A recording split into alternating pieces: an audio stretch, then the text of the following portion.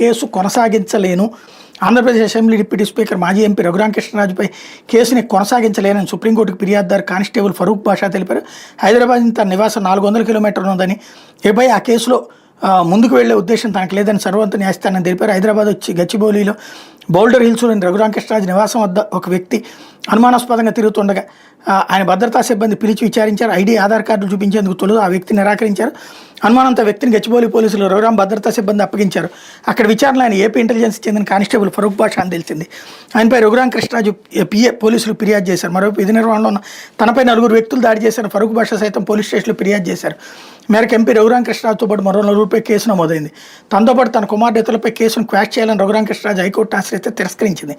High court తీర్పును Raghuramakrishnaraju 12 July 2020 సుప్రీంకోర్టులో సవాల్ చేశారు. ఆ పిటిషన్ సోమవారం justice JK Maheshwari, justice Vijay బిష్ణోయ్లతో కూడిన దిశోభ ధర్మాసనం విచారించింది. తొలుత రఘురామ్ తరపు సీనియర్ న్యాయవాది ఆదినారాయణరావు వాదనలు వినిపించారు.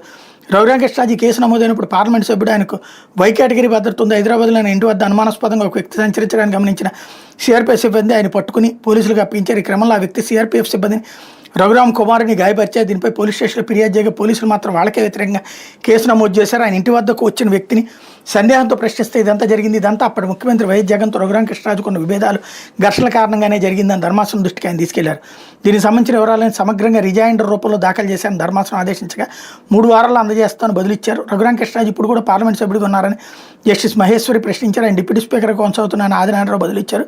ఈ నేపథ్యంలో ఫిర్యాదుదారు ఫరూక్ బాషా పోలీస్ స్టేషన్లో కేసు కొనసాగేందుకు సిద్ధంగా లేరని ఆయన తరపు న్యాయవాది ధర్మాసనం దృష్టికి తీసుకెళ్లారు. అయితే దీనిపై అఫిడవిట్ దాఖలు చేయాలని ధర్మాసనం ఆదేశించింది అన్నటువంటి వార్తని హైలైట్ చేస్తుంది. దీంతో కేసును కొట్టేసేటటువంటి అవకాశం ఉంటుంది. ఇకపోతే విశాఖ